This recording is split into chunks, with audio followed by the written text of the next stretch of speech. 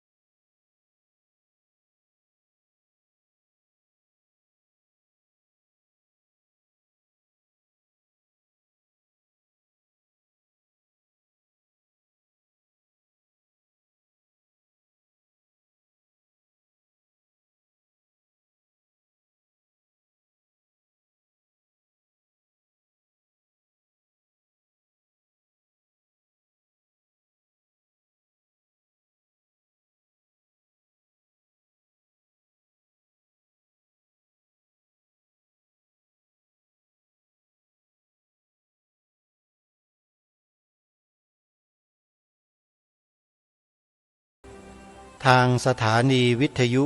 พระพุทธศาสนาแห่งชาติคลื่นต่างๆท่านสามารถติดตามรับฟังรายการนี้ทางโทรศัพท์มือถือได้โดยการดาวน์โหลดแอปพลิเคชันที่มีชื่อว่าวิทยุพุทธศาสนาทั่วไทยแอปพลิเคชันนี้มีสถานีวิทยุทุกภูมิภาคของประเทศไทยรวมกันอยู่ในนี้มากถึง47สถานีท่านจะติดตามรับฟังเลือกสดับรับฟังสถานีใดได้อย่างอิสระตามภูมิภาคที่ท่านอาศัยอยู่ได้โดยสะดวกนี่คือนวัตกรรมของการฟังธรรมะอีกรูปแบบหนึ่งที่สะดวกและง่ายต่อการเข้าถึงขออนุโมทนาขอบคุณวัดป่าจริยธรรมที่ได้สร้างสรรค์สิ่งที่มีคุณค่านี้ขึ้นมาให้กับผู้คนในสังคมได้รับเพื่อนำไปศึกษาเรียนรู้และปฏิบัติตามพระธรรมคำสอนของพระสัมมาสัมพุทธเจ้าและช่วยกันสืบสารรักษาต่อยอดวัฒนธรรมประเพณีอันดีงามของชนเผ่าไทยของเราเอาไว้ด้วยวัฒนธรรมประเพณีเป็นเรื่องของชนเผ่าเป็นเรื่องของคนไทยส่วนคำสอนของพระสัมมาสัมพุทธเจ้านั้นเป็นเรื่องของศาสนาพุทธเมื่อสองอย่างนี้มาแมทเข้ากันได้จึงกลายเป็นความเป็นไทยนี่คือสิ่งที่ปรารถนาจะให้พวกเราทุกท่านทุกคนเข้าใจให้ตรงกันเข้าใจให้ตรงกันก็คือว่าอย่าไปฟังคำยั่วยุของใครบางคนที่นำเอาหลักธรรมคำสอนของพระสัมมาสัมพุทธเจ้ามาด้อยค่าวัฒนธรรมประเพณีของชนเผ่าไทยของเราวัฒนธรรมประเพณีของชนเผ่าไทยของเราที่มีมาช้านานแต่โบราณหลายพันปีมาแล้วเนี่ยถูกรักษาสืบสารต่อยอดกันมาโดยตลอดมาถึงวันนี้มีคนอ้างตัวเองว่าเป็นพุทธแท้นำพระธรรมคำสอนพระสัมมาสัมพุทธเจ้าเนี่ยมาโจมตีมาใส่ร้ายป้ายสีวัฒนธรรมประเพณีของชนชาติไทยของเรา โดยที่พวกเราคนไทยเองก็นิ่งเฉยกันอยู่โดยไม่รู้ร้อนรู้หนาวอะไรกันเลยแปลกทำไมถึงเป็นเช่นนั้นทางรายการก็พยายามจะขบคิดพิจารณาอยู่เหมือนกันว่าทำไมคนไทยเราจึงนิ่งกันได้ถึงขนาดนั้นไม่เห็นความสำคัญของประเพณีวัฒนธรรมของชาติบ้านเมืองตัวเองบ้างหรืออย่างไรที่พูดนี่ไม่ได้หมายความว่าจะให้ไปแข่งดีกับคำสอนทางพระพุทธศาสนานะโยมไม่ได้ให้ไปแข่งดีเลยมีแต่จะน้อมรับเข้ามาถือปฏิบัติร่วมด้วยกับวัฒนธรรมประเพณีดั้งเดิมของชนชาติแต่คนที่อ้างตัวว่าเป็นพุทธแท้นั่นแหละไปนำเอาพระธรรมคำสอนพระสัมมาสัมพุทธเจ้าในบางแง่บางมุมมาโจมตีวัฒนธรรมของชาติบ้านเมืองของเราความผิดไม่ได้อยู่ที่พระธรรมคำสอนแต่มันอยู่ที่คนนำเสนอนั่นแหละท่านผู้ฟังครูบาอาจารย์ในทุกภูมิภาคที่กำลังฟังรายการนี้อยู่คิดว่าอย่างไรจริงหรือไม่ญาติโยมพุทธบริษัทพี่น้องคนไทยเราทุกเครือข่ายสายงานทุกความเชื่อทุกศรัทธานะครับอย่าไปโยนความผิดให้กับคำสอนของพระสัมมาสัมพุทธเจ้าเด็ดขาดนะโยม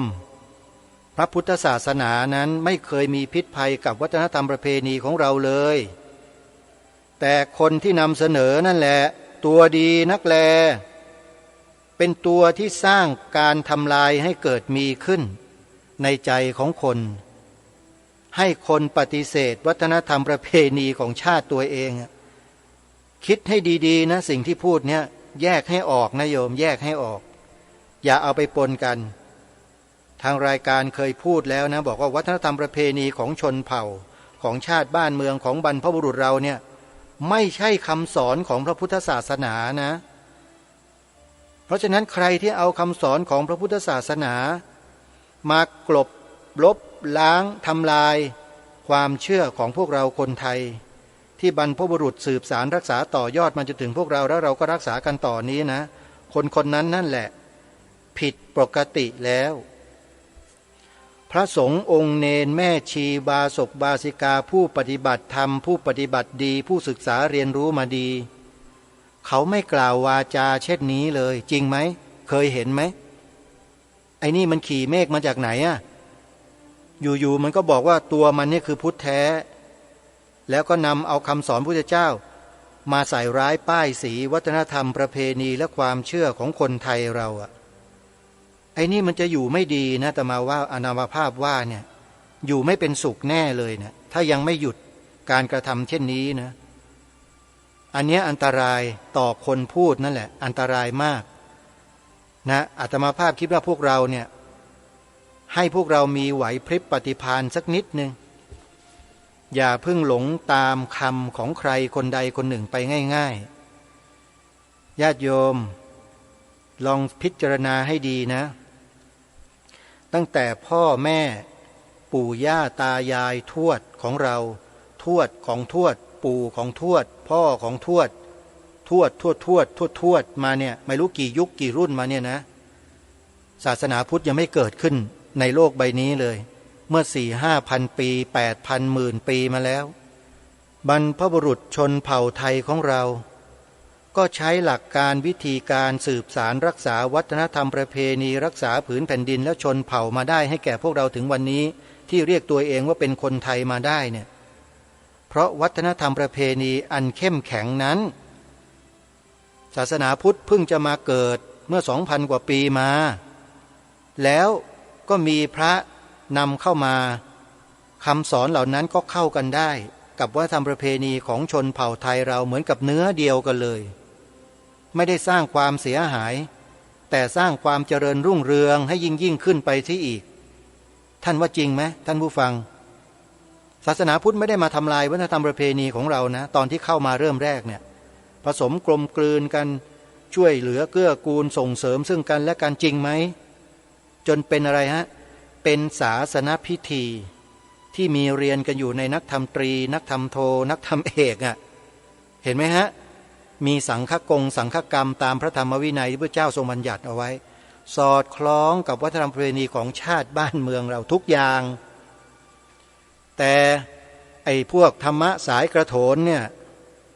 มาทำลายชัดๆเลยมันไม่ได้สร้างสรรค์เลยเนี่ยของเขาอยู่กันดีๆทำกันมากันดีๆจริงไหมพี่น้องชาวล้านนาพี่น้องใต้พี่น้องอีสานพี่น้องตะวันออกตกภาคกลางพวกเราลูกหลานเหลนโหลนของบรรพชนทุกคนเรารักษากันมาใช่ไหมการเก็บอัฐิการทำบุญนะอุทิศก็ดีการจัดงานศพบำเพ็ญกุศลก็ดีมันเป็นวัฒนธรรมประเพณีของชนชาติของเราไอ้พวกนี้มาถึงบอกว่ามันใช้ไม่ได้ผิดกับคำไม่ถูกต้องตามคำสอนของพระพุทธเจ้าเพราะพุทธเจ้าไม่ได้สอนให้มาทำลายวัฒนธรรมประเพณีของคนอื่นเขาสักหน่อยและไอ้นี่มันเป็นใครมาจากไหนใช่ไหมอาตมาเองก็ไม่อยากจะพูดอะไรให้แรงกว่านี้โยมจริงๆแล้วมันหนักกว่านี้แรงกว่านี้เยอะนะถ้าพูดถึงเรื่องนี้เนี่ยอาตมาก็เลยต้องยับยั้งตัวเองไว้บ้างเพราะเกรงใจท่านผู้ฟังเกรงใจครูบาอาจารย์ของเราหลายๆรูปที่รับผมไม่ได้เนี่ยนะฮะก็ต้องขออภัยขอขมากันไว้ก่อนเรื่องแบบนี้ไม่ใช่เรื่องที่เราจะต้องมานั่งกันนิ่งๆแล้วไม่สนใจอะไรกันไม่ได้นะครับวัฒนธรรมประเพณีของชาติบ้านเมืองนะครับไอ้ที่เขาบอกว่ามันไม่ถูกไม่ควรไม่ใช่ศาสนาพุทธไม่ใช่คำสอนเนี่ยมันเป็นการนำเอาคำสอนพุทธเจ้าหรือธรรมะพุทธเจ้าเนี่ยมาทำลายวัฒนธรรมประเพณีของชาติบ้านเมืองชัดๆเลยคนพวกนี้มีความหวังดีจริงหรือเปล่าหลายคนเลยนะที่อาตมาภาพหรือกระผมติดตามมาเนี่ยและเชื่อว่าท่านทั้งหลายที่ฟังรายการอยู่ก็ทราบดีว่าคนพวกนี้อ้างวินัยอ้างคำสอนพุทธเจ้ามาทำลายพวกเราทั้งนั้นเลยไม่ได้สร้างสรรค์ส่งเสริมอะไรให้มันดีขึ้นเลยจริงไหมมีแต่การทะเลาะเบาะแว้งถกเถียงกันอยู่ในโลกโซเชียลก็ดีในอะไรก็เต็มไปหมดเลยตอนนี้ความเข้าใจผิดก็เกิดขึ้นไปทั่วหัวระแหงเลยตอนนี้ท่านสาธุชนทุกท่านเมื่อวานนี้ก็เลยนำคลิปของพระมหาสมบูรณ์วัดเขาสนามชัยที่ท่านหยิบยกเอาพระบาลีตถกถาฎีกามาตอบคำถามไอ้พวกธรรมะสายกระโถนเนี่ยให้หายข้องใจกันถ้าใครยังไม่ได้ฟังก็ย้อนกลับไปฟังเมื่อ3 วันที่แล้วเมื่อวันที่30 31ตุลาคมและวันที่1พฤศจิกายน3 วันที่นำคลิปเสียงของพระมหาสมบูรณ์ตอบคำถามธรรมะสายกระโถนน่ะให้พวกเราได้ฟังกันชัดๆลองไปฟังดูนะครับใครที่ยังไม่ได้ฟังเนี่ยแล้วท่านจะทราบและจะมองเห็นภาพเลยแล้วก็วันนี้พูดเทียบเคียงกันให้เห็นชัดๆแยกกันให้ออกเลยนะแยกให้ออกนะแยกให้ออกวัฒนธรรมจารีตประเพณีของชนเผ่าไทยชาติไทยบรรพบุรุษไทยเราอีกส่วนหนึ่งธรรมะคำสอนพระเจ้าอีกส่วนหนึ่งอย่าเอามาทะเลาะกันไม่เคยมีใครบรรพบุรุษเรานำหลักธรรมคำสอนพระสัมมาสัมพุทธเจ้ามาทะเลาะเบาะแว้งเหยียบย่ำทำลายวัฒนธรรมประเพณีของชนชาติตัวเองบรรพบุรุษเราไม่เคยทำนะแต่คนยุคนี้สมัยนี้เป็นไงมีแต่เหยียบย่ำทำลายกันจริงไหมโจทย์คนนู้นว่าผิดไม่ถูกไม่ดีเลวชั่วปัญญาอ่อนบ้างอะไรบ้างนี่หรือบัณฑิตนี่หรือนักปราชญ์น่าจะเป็นไอ้พวกเขียดตะปาดมากกว่ามั้งดูหน้าตาดูหัวมันก็รู้แล้วคล้ายๆเลยอ่ะใช่ไหมฮะอาศัยที่ว่ามันมีไหวพริบปฏิภาณมีตรรกะไปเรียนตรรกะมาจากที่ไหนรอหยิกมาเก่งหน่อยเท่านั้นเองแล้วมันก็จับแพะมาชนแกะไอ้พวกเราคนที่ไม่รู้ธรรมะไม่รู้วัฒนธรรมประเพณีก็ถูกคนนี้ล้างสมองแล้วก็ติดกับดักทางความคิดกลายเป็นศัตรูกับพวกเดียวกันเองโดยไม่รู้ตัวอาตมาภาพนี่โดนมาไม่ใช่น้อยนะเรื่องพวกนี้โดนมาจนชินแล้วท่านเจตนาของเรานั้นไม่มีเลยที่จะทำลายชาติบ้านเมืองของเราวัฒนธรรมประเพณีวิถีชีวิตความเป็นไทยไม่มีเลยมีแต่จะบอกให้พวกเราช่วยกันปกป้องรักษาใช่ไหมรายการเนี้ยไม่เคยหรอกที่จะนำเอาคำสอนพระพุทธเจ้ามาทำลายวัฒนธรรมประเพณีของคนไทยเราไม่ว่าจะเชื่อถืออย่างไรปฏิบัติกันมาอย่างไรอย่างนั้นดีหมดเลยดีแล้วทำไปเถอะมันแสดงออกถึงความดีคนดีกตัญญูกตเวทีต่อบรรพบุรุษตัวเองการเส้นการไหว้การบวงสรวง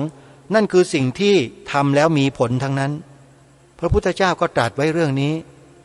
คือสัมมาทิฏฐิถ้าพวกมิจฉาทิฏฐิคือไม่เห็นผลอะไรเลยที่เกิดขึ้นจากการกระทำเช่นนั้นนั่นแหละคือมิจฉาทิฏฐิแล้วคนที่มันเอาธรรมะพุทธเจ้ามาโจมตีว่าธรรมประเพณีของชนเผ่าไทยเราเนี่ยมันเป็นคนดีจริงหรือเปล่าโยมแล้วก็มีผู้รู้กฎหมายบางคนที่อ้างว่าตนเองรู้กฎหมายเนี่ยออกมาข่มขู่พระทั่วราชอาณาจักรเลยบอกเดี๋ยวจะจัดการให้หมดโยมนี่แหละคือยุคอะไรกันเนี่ยยุคอะไรยุคนี้เป็นไปตามคำทำนายหรือเปล่าลองไปดูซิว่าหลวงปู่โตสมเด็จพระพุทธจารย์โตพรหมรังสีท่านทำนายไว้จริงไหมถ้าเราอดทนมีปัญญาไหวพริบปฏิภาณกันนะโยมเราจะรักษาความเป็นไทยของเราเนี่ยให้อยู่รอดปลอดภัยได้แต่ถ้าเราไหลไปตามพวกกระแสสายกระโถนพวกนี้นะเราจะรักษาความเป็นไทยไว้ไม่ได้เลยมันจะมีแต่การทะเลาะเบาะแว้งถกเถียงกันสุดท้ายทุกคนก็เอือมระอาเลิกปฏิบัติกันไปเลยอยู่อย่างงัวอย่างควายกันไปหมดอยู่อย่างหมูอย่างหมาไม่ต้องมีศีลธรรมวัฒนธรรมประเพณีอะไรกันเราจะเลิกกันไปหมดเลยเพราะความเอือมระอาอย่าให้เป็นเช่นนั้นนะอย่ากลับกลายไปเป็นสัตว์เดรัจฉานนะโยมเป็นมนุษย์อย่างเราทุกวันนี้ดีแล้วอันนี้พูดจาแบบตรงๆเลยนะไม่ต้องมีการไปอ้อมค้อมนะเพราะมันชัดเจนนะไม่ต้องไปอ้อมค้อมอะไรถ้าเราไม่ร่วมแรงแข็งขันกันไม่เป็นหนึ่งเดียวกันนะเราไม่ยืนอยู่บนจุดยืนของเราเนี่ยนะไม่ไหลไปตามกระแสพวกนั้นเนี่ยเราจะรักษาบ้านเมืองไว้ได้วัฒนธรรมประเพณีวิถีชีวิตแม้แต่พระธรรมคำสอนของพระสัมมาสัมพุทธเจ้าเราก็รักษาไว้ได้เป็นอย่างดีเลยที่ผ่านมาบรรพชนเราทำให้เราเห็นกันมาแล้วเป็นร้อยพันปีที่ผ่านมาถ้าเราไม่รักษากันต่อเราไม่มีความนิ่งพอเป็นไปตามกระแสของพวกสายกระโถนพวกนี้ฉิบหายอย่างเดียวละบ้านเมืองเนี่ยไม่มีความสงบร่มเย็นกันหรอกอันนี้ต้องช่วยกันนะโยมนะฝากไว้ต้นรายการวันนี้แล้ววันนี้เป็นวันถวายผ้ากฐินทางสถานีวิทยุก็ไม่ได้ค่อยออกอากาศกันสักเท่าไหร่หรอกเพราะฉะนั้นผู้ที่ฟังก็ฟังกันไม่มากก็ไม่เป็นไรนะรายการวันนี้ไหนๆก็พูดเรื่องกฐินแล้วก็ขอแวะเข้ามานิดหนึ่งวันนี้เป็นวันถวายผ้ากฐินที่วัดฝายหินตำบลสุเทพอำเภอเมืองจังหวัดเชียงใหม่เพราะฉะนั้นวันนี้สถานีวิทยุวัดฝายหินก็จะมีการถ่ายทอดสดกิจกรรมงานถวายผ้ากฐินของวัดไม่ได้ออกรายการคดีโลกคดีธรรมนะโยมนะแต่ถ้าใครจะติดตามรับฟังลองเปิดไปดูใน YouTube ก็แล้วกันเผื่อว่าทางวัดฝายหินก็ได้มีการตัดต่อทำคลิปและเผยแพร่เอาไว้อยู่แต่ถ้าหากว่าไม่ได้ฟังทางวัดฝายหินก็สามารถไปติดตามรับฟังทางวัดบ้านปลาคูนก็ได้นะโยมณวัดบ้านปลาคูนในแอปพลิเคชันวิทยุพุทธศาสนาทั่วไทยมีแอปพลิเคชันสถานีวิทยุวัดบ้านปลาคูนออกอากาศเวลาบ่ายโมงตรงบ่ายโมงตรง 13 นาฬิกาสามารถเปิดไปรับฟังในช่วงบ่ายโมงได้และยังมีอีกช่วงหนึ่งวัดฝายหินก็น่าจะนำมาเปิดตอนตีหนึ่งนะฮะตอนตีหนึ่งก็ลองเปิดติดตามรับฟังดูโดยเฉพาะรายการในวันนี้วันที่2เนี่ยนะครับโดยปกติทางวัดฝายหินจะเปิดให้ฟังทางสถานีในช่วงเที่ยงคืนตีหนึ่งนะช่วงเที่ยงคืนตีหนึ่งของวันนี้แหละนะช่วงกลางดึกก่อนจะถึงเช้าวันที่2เนี่ยโยมฟังตอนตีหนึ่งเลยคืนของวันที่1ก็แล้วกันนะท่านพระครูสมุทรวิศวัตรท่านจะนำรายการของวันที่2เนี่ยไปเปิดตอนตีหนึ่งของวันที่1นะโยมนะไม่รู้จะบอกถูกหรือเปล่าโยมนะลองไปติดตามรับฟังกันดูก่อนหน้านี้ออกไปแล้วเมื่อคืนนี้พูดง่ายๆว่าเมื่อคืนนี้รายการของวันนี้ออกทางสถานีวัดฝายหินเมื่อตอนเที่ยงคืนตีหนึ่งไปแล้วและพอมารุ่งเช้าก็มีงานบุญกฐินตลอดทั้งวันวันนี้ก็มีการถ่ายทอดสดกิจกรรมของทางวัดฝายหินใครที่จะร่วมบุญสนับสนุนการทำหน้าที่ของวัดฝายหินในฐานะเป็นสถานีวิทยุพระพุทธศาสนาเผยแผ่พระธรรมคำสอนนะโยมก็ทำบุญกันได้โดยการร่วมสมทบเป็นเจ้าภาพกองกฐินที่วัดฝายหินโทรศัพท์หมายเลข087 915 2924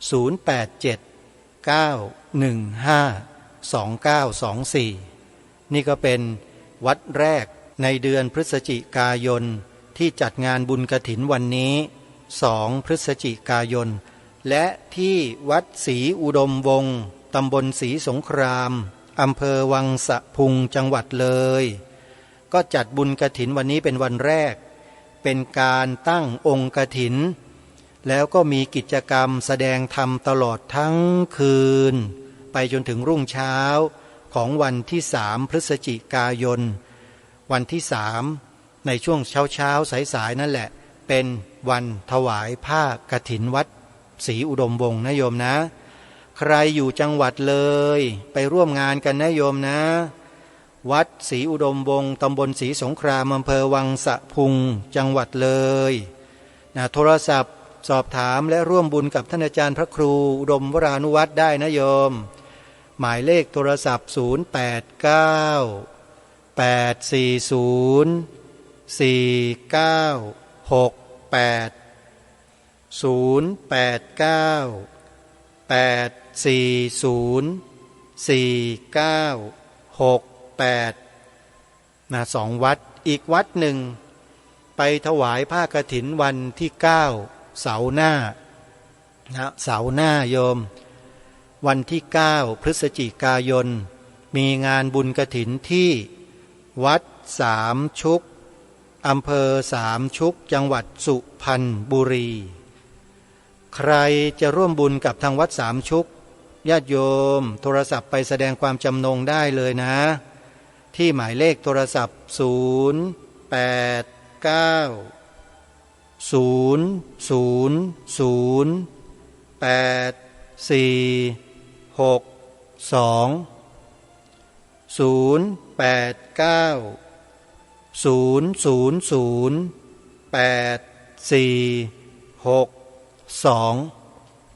นี่ก็เป็นบุญกฐิน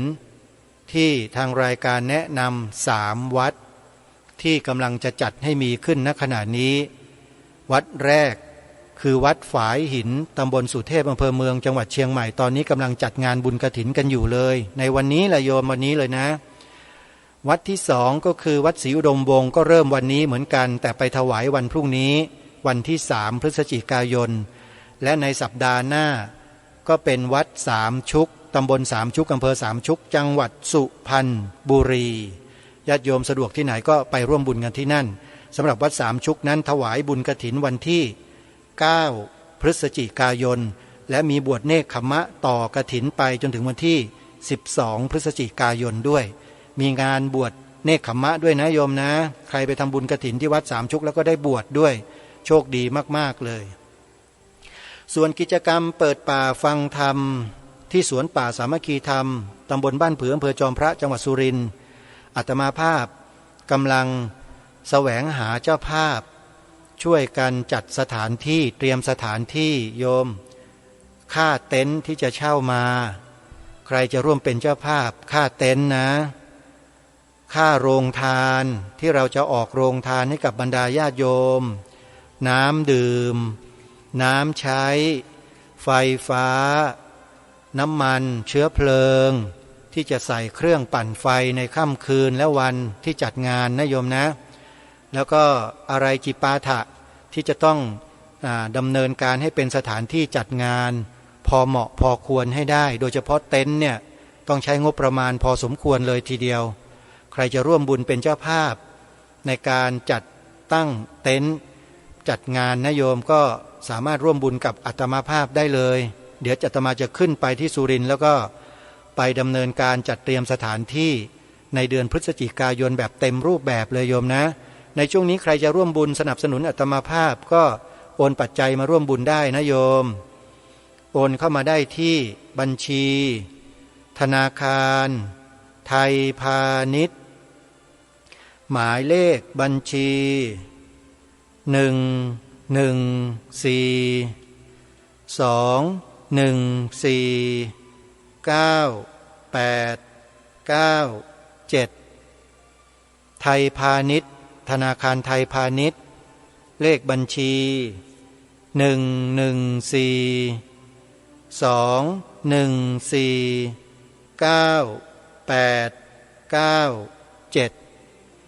หมายเลขพร้อมเพย์และเป็นหมายเลขโทรศัพท์ในคราวเดียวกันญาติโยมจะสะดวกโอนทางพร้อมเพย์ก็ได้โอนมาได้ที่หมายเลข0946626935ขออนุโมทนาบุญทุกท่านสาธุสาธุสาธุสำหรับวันนี้เราจะได้มาเข้าเนื้อหาสาระหนังสือพุทธศาสนสุวรรณภูมิปกรณ์กันต่อเนื่องครั้งที่แล้วเราก็ได้ศึกษาเรียนรู้ถึงอายุ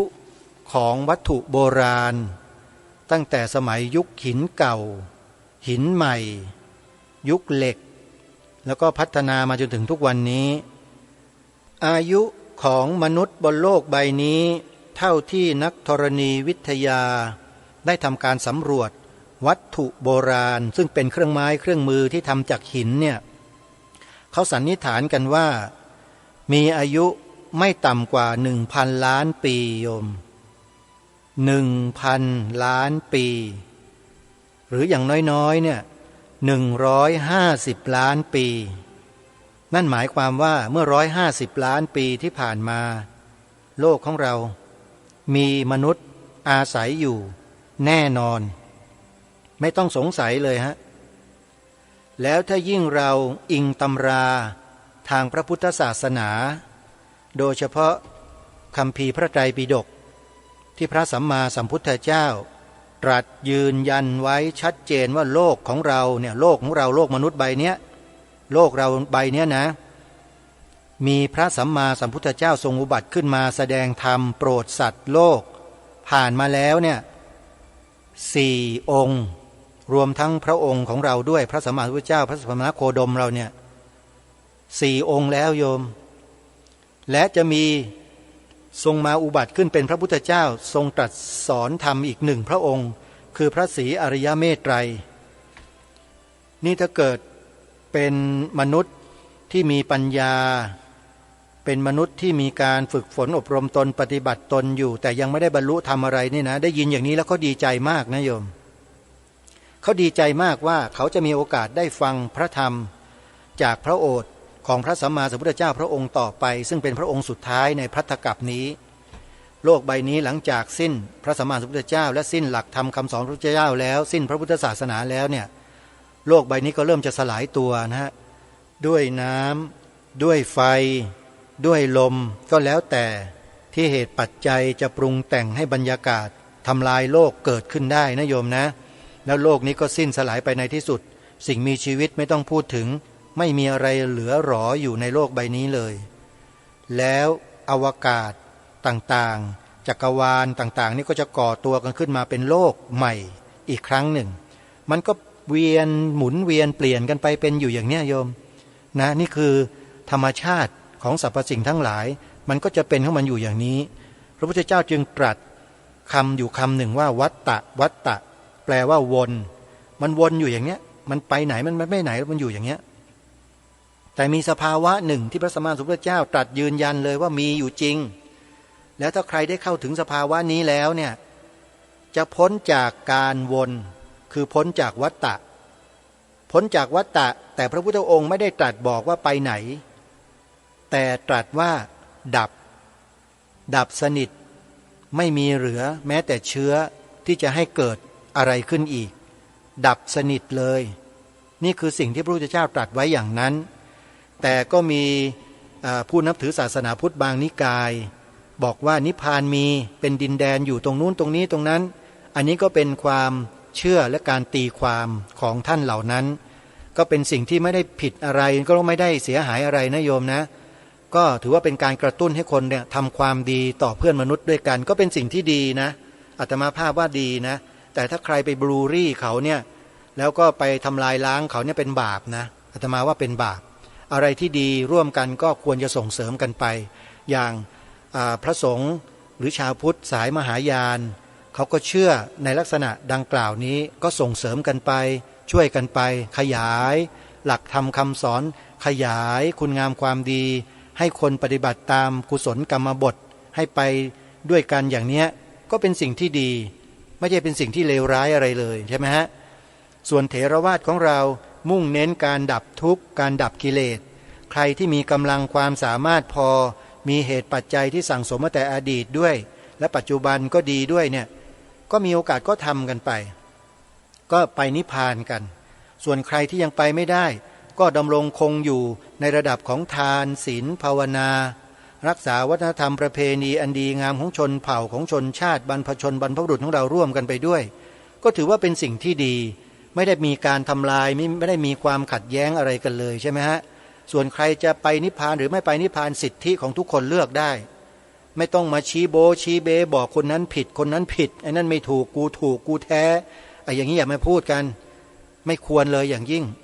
ศาสนาพุทธไม่มีการบีบบังคับแล้วก็ไปบลูรี่ใครทั้งนั้นไม่เคยเลยครับคำสอนพระพุทธเจ้าไม่เคยให้ทำอย่างนั้นอนูปวาโทจำได้ไหมฮะอนูปวาโทคือใช้คำพูดไปเบียดเบียนเสียดแทงคนอื่นให้เขาเสียหายให้เดือดร้อนใจทุกวันนี้มีป่ะก็ไอ้ธรรมะสายกระโถนไง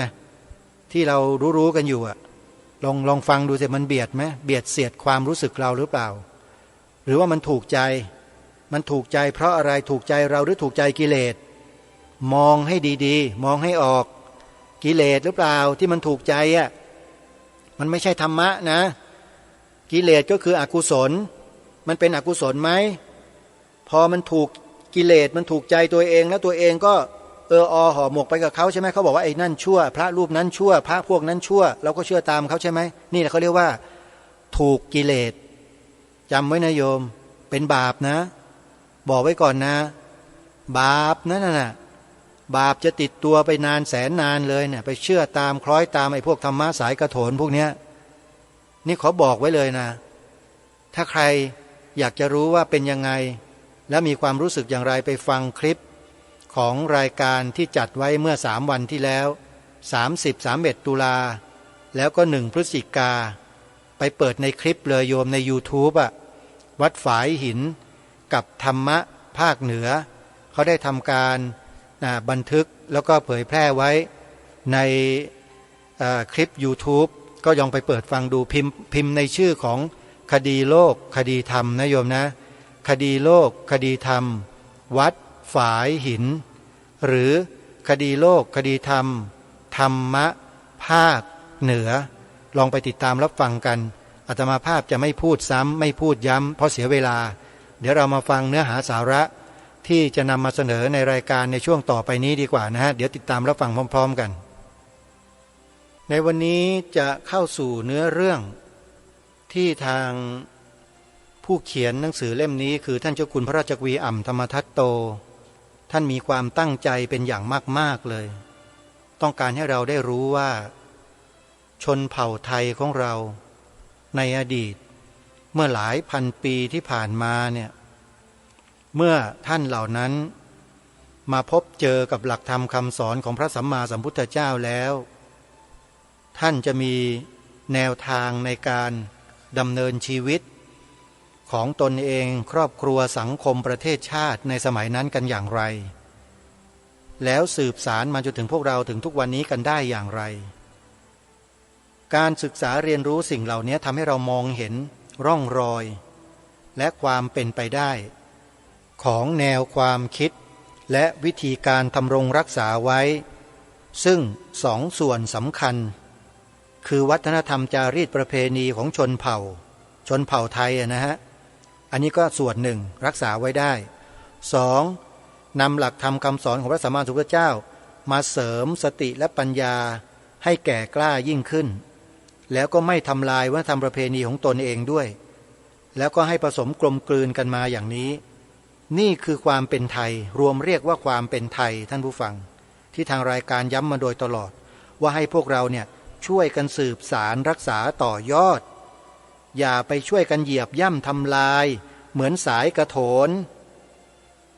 เพราะฉะนั้นการศึกษาเรียนรู้ประวัติศาสตร์โบราณศาสตร์โบราณคดีอะไรก็แล้วแต่ที่มีมาแต่อดีตเนี่ยเป็นสิ่งที่จะทำให้พวกเรานั้นได้รู้ว่า บรรพบุรุษของเราเนี่ยท่านมีแนวทางดำเนินชีวิตวิถีชีวิตรักษาชนเผ่ารักษาบ้านเมืองเอาไว้ได้อย่างไรและเมื่อพระพุทธศาสนาเข้ามาผสมกลมกลืนแล้วทำไมถึงอยู่มาด้วยกันได้จนถึงวันนี้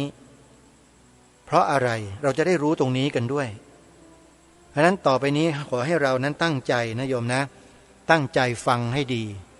อาตมาภาพเมื่อตัดสินใจนำหนังสือ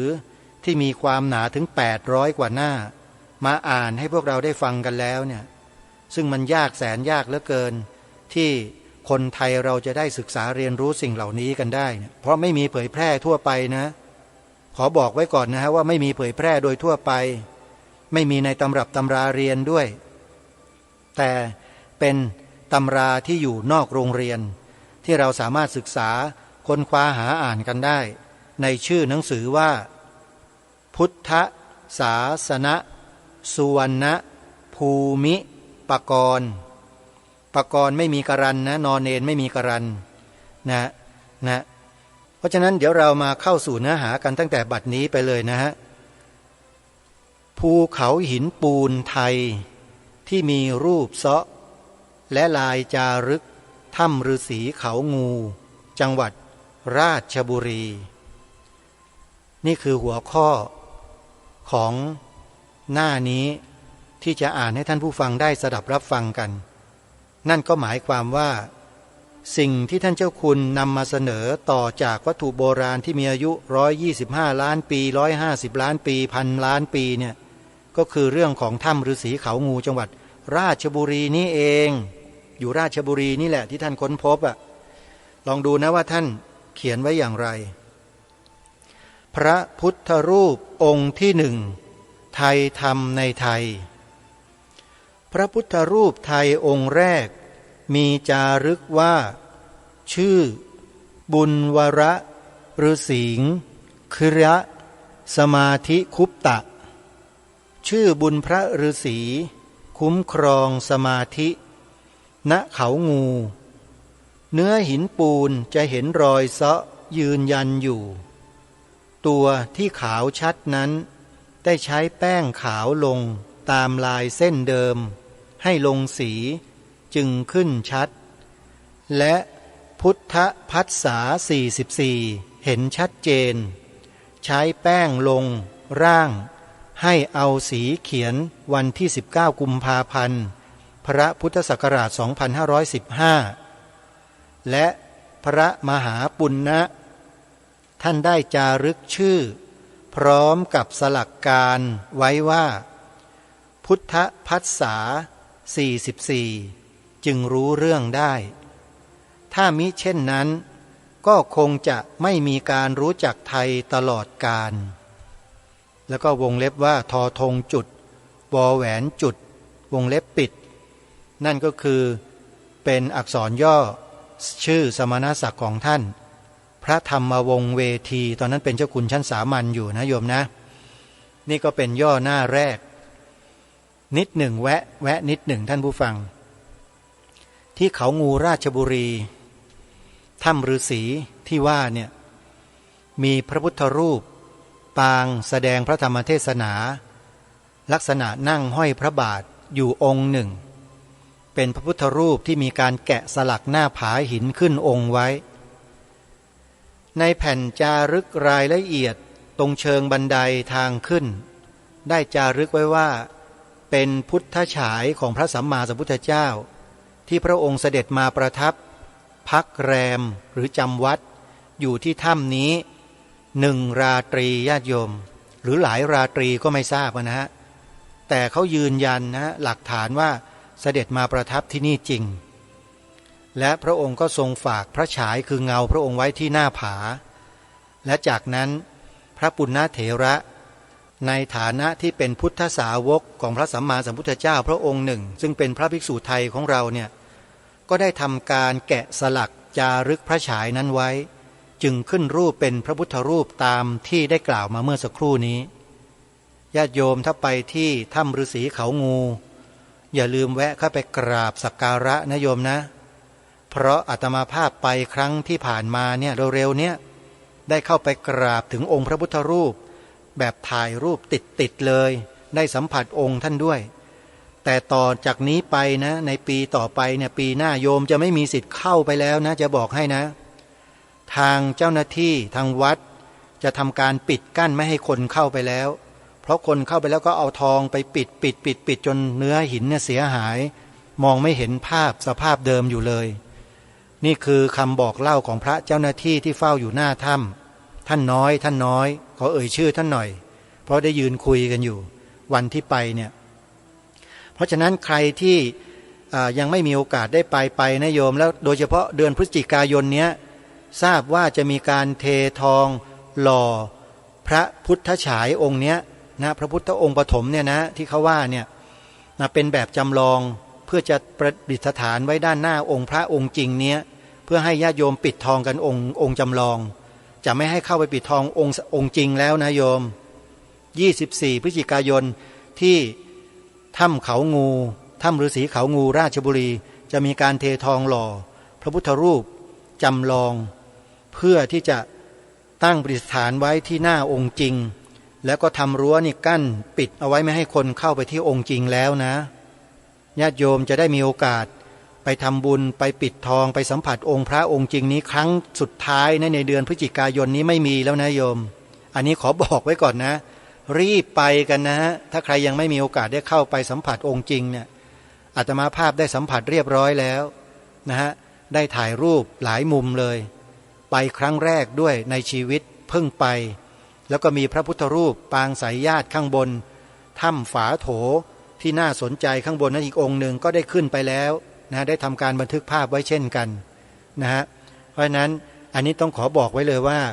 เขาจะทำการปิดแล้วนะฮะปิดกั้นไม่ให้เข้าไม่ให้บุคคลเนี่ยเข้าไปปิดทององค์พระองค์ใหญ่แล้วนะนี่ก็เป็นนะความย่อหน้าแรกนะฮะซึ่งเป็นการยืนยันถึง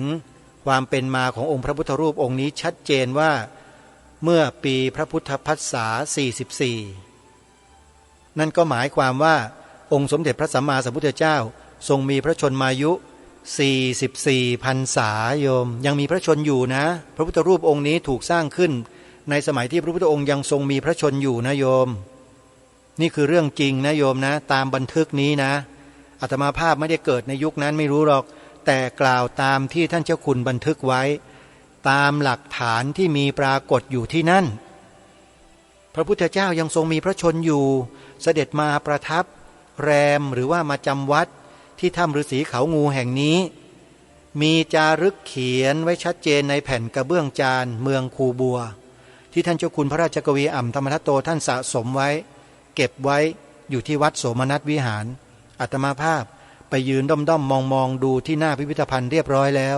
รู้แล้วว่าอยู่ตรงไหนแล้วถ้าจะไปเนี่ยไปไม่ยากเลย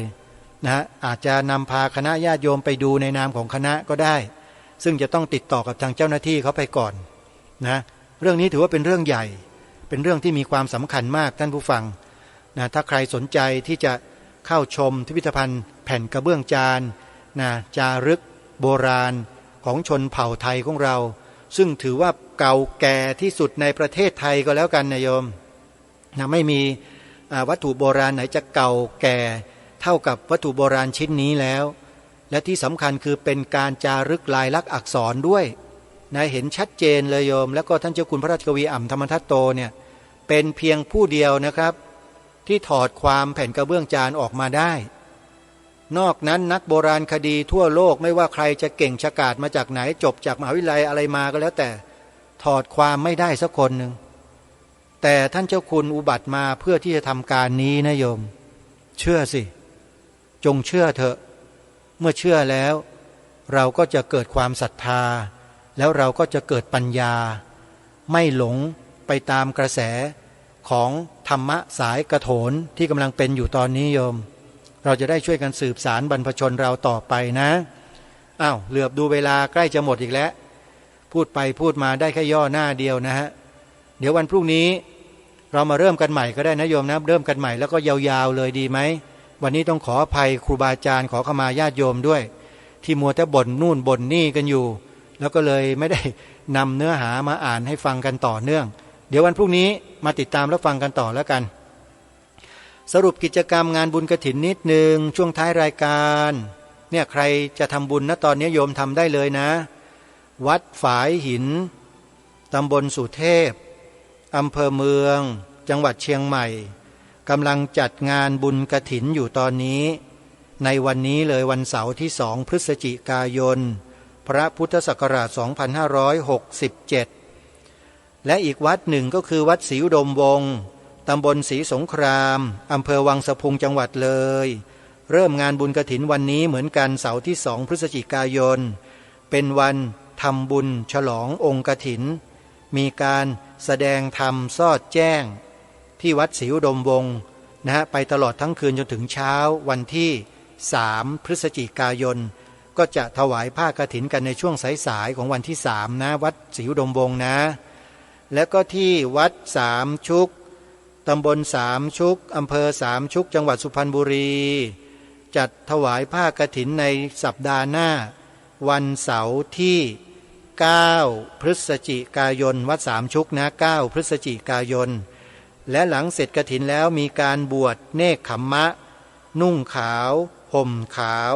ปฏิบัติธรรมไปจนถึงวันที่12 พฤศจิกายนด้วยมีอยู่3วัดที่แนะนำท่านผู้ฟังสะดวกที่ไหน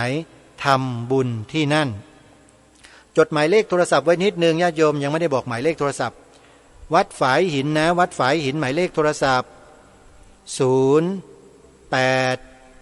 7 9 1 5 2 9 2 4 0 8 7 9 1 5 2924วัดศรีอุดมวงศ์หมายเลขโทรศัพท์0 8 9 8 4 0 4 9 6 8 0 8 9 8 4 0 4 9 6 8วัดสามชุกอำเภอสามชุกสุพรรณบุรีหมายเลขโทรศัพท์0 8 9 0 0 0 8 4 6 2 0 8 9 0 0 0 8 4 6 2สำหรับสวนป่าสามัคคีธรรมนั้นหมายเลขโทรศัพท์ติดต่ออาตมานะโยมนะหมายเลขโทรศัพท์0 9 4